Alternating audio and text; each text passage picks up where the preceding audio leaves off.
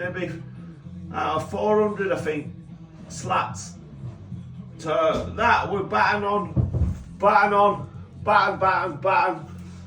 there, and then every 400 all the way down to strengthen this floor up, because once we strengthen it up, it'll be more balanced, and then when we tile on it, we know it's not going to crack.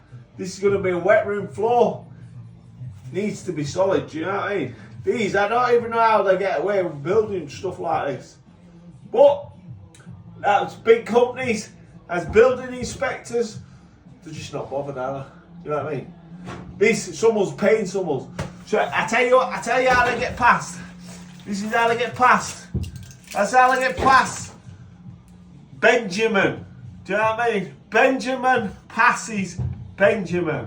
That's how they get past. That'll do, Lee.